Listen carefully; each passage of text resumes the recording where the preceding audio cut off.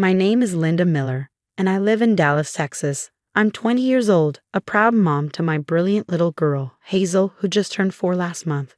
Life hasn't been easy, but being Hazel's mom gives me a strength I didn't know I had. I married my husband, Cody, when I was 18. He's a driven man, always busy with his business ventures, traveling for meetings and sealing deals. We don't get to see him as much as I'd like, but when he's home, he's a loving father and husband. Still, the day-to-day parenting falls mostly on me. Hazel is my world. Smart, curious, and always full of questions. I've taught her to be kind even when others aren't, and to hold her head high no matter what. Unfortunately, not everyone in our family appreciates her brightness. My sister-in-law, Sophia, has never liked Hazel. From the moment Hazel started talking, reading, and showing her potential, Sophia's attitude turned sour.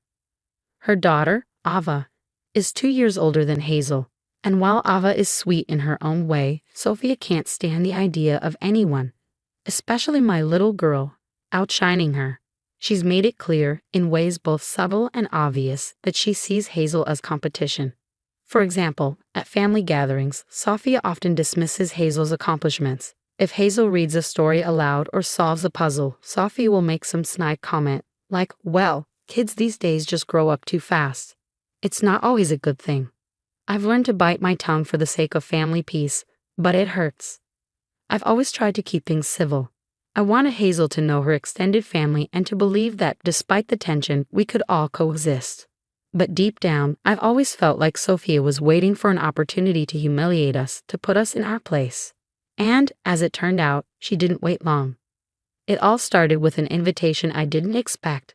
Sophia, my sister-in-law, called me out of the blue one afternoon to invite Hazel and me to Ava's 8th birthday party. She was unusually pleasant, almost sweet, on the phone.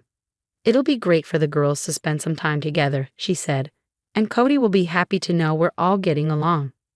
I should have known something was off.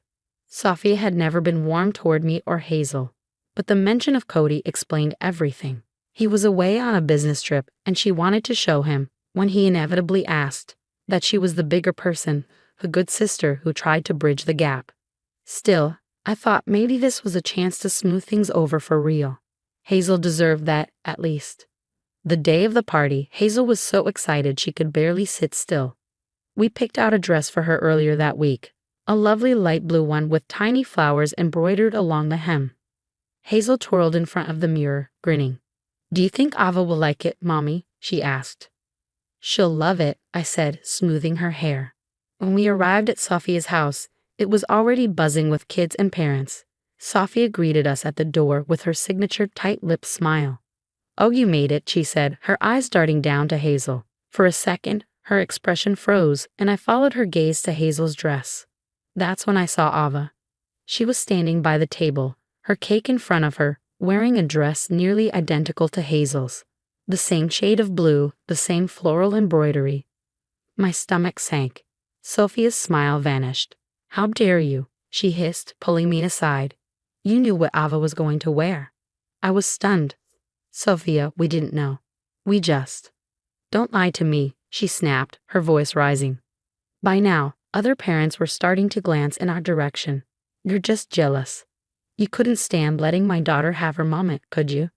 Hazel, who had been clinging to my hand, looked up at me with wide, tear-filled eyes. "Mommy, what did I do wrong?" she whispered. My heart broke. "Sophia, please," I said, trying to stay calm. "This is just a misunderstanding." But Sophia wasn't listening. She turned to the crowd, raising her voice even more. "See, this is what I have to deal with. She's always trying to one-up my family." The humiliation was unbearable. Hazel started crying, and I scooped her up, holding her close. "We're leaving," I said, my voice shaking.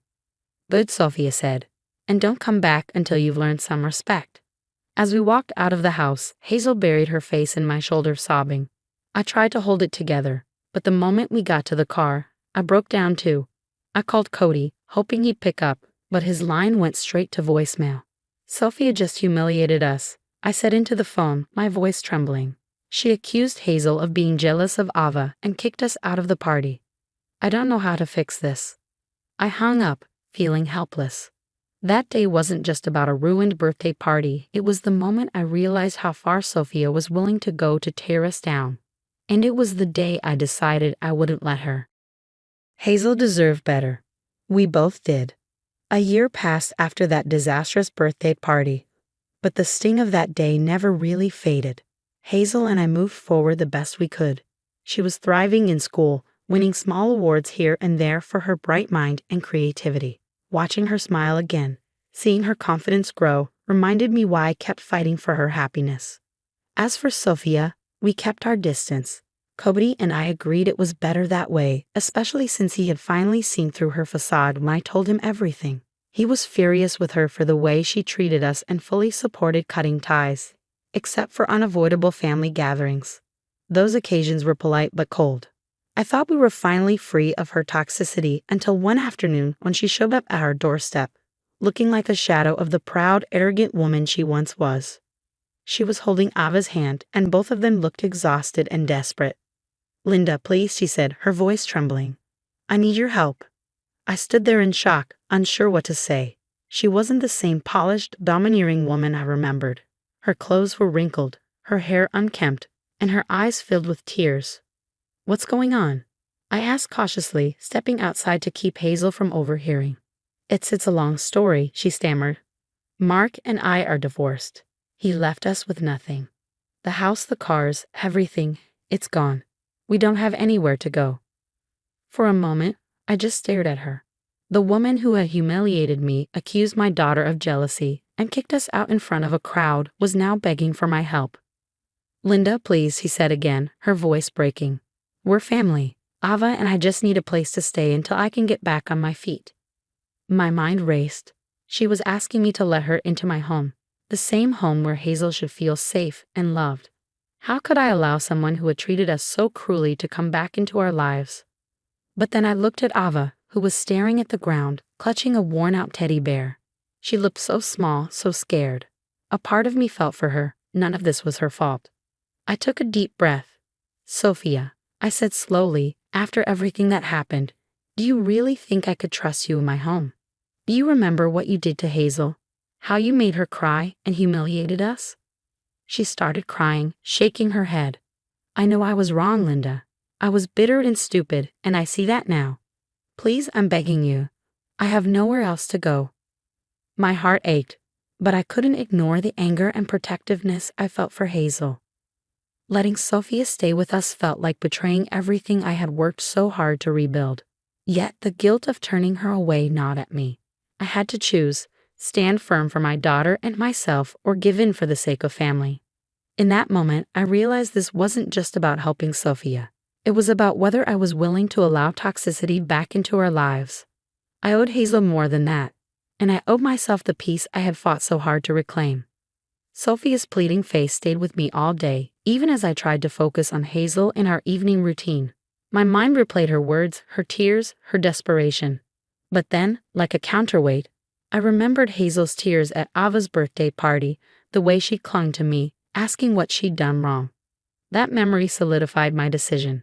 I wasn't going to let anyone, even family, disrupt the peace we built.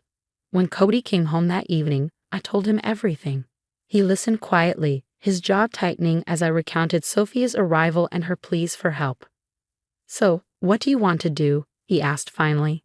"I can't let her stay here," I said firmly. "She hurt Hazel too deeply, and I won't let her use us now just because it's convenient." Cody nodded. "I agree. If she disrespected our family once, she'll do it again. We don't owe her anything." The next morning, Sophia showed up again, this time without Ava. I stepped outside to meet her, closing the door behind me.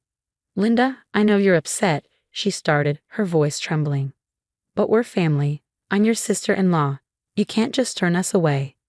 "Sophia," I said, my voice steady but firm, "family doesn't treat each other the way you treated Hazel and me. You didn't just hurt us. You humiliated us, insulted us, and made Hazel cry in front of everyone. And now, because you need something, you want me to forget all that." Her face crumpled, and she dropped her head into her hands. "I was wrong, Linda. I know that now. I've lost everything. Please, just give me a chance." "I have to think about my daughter first," I said. "Hazel is my priority, and I won't let anyone who disrespects her into her safe space. You made your choices, Sophia. Now I'm making mine. She looked up at me, her eyes filled with a mix of anger and despair. So that's it? You're just going to turn your back on me? I'm not turning my back on you, I said. I'm standing up for my daughter and myself. We've come too far to let toxicity back into our lives. Just then, Cody opened the door and stepped outside. Linda's right, he said, his voice calm but resolute. We don't have space for anyone who can't respect our family, especially our little girl. Sophia stared at him, her mouth opening and closing as if she wanted to argue but couldn't find the words. Finally, she turned and walked away, her shoulders slumped in defeat. I watched her go, my heart heavy but certain I'd done the right thing. For the first time, I felt like I truly stood my ground, not just for Hazel, but for myself, and it felt good. After Sophia left, I closed the door and leaned against it, feeling a weight lift from my shoulders. I looked at Cody, who smiled at me, and then at Hazel, who was playing in the living room, oblivious to the tension. I felt a sense of peace settle over me. We had our own little world, free from the chaos Sophia tried to bring into our lives. Hazel deserved this. I deserve this. From that moment on, I focused on building the life I wanted, with love, trust, and a sense of purpose. I spent more time doing things that made me happy, like working on my art, and surrounded myself with friends who truly cared. I wasn't going to let toxic people, no matter how close they were, ruin what I had built. As I watched Hazel laugh and play, I felt proud. I had made the right choice. I was free.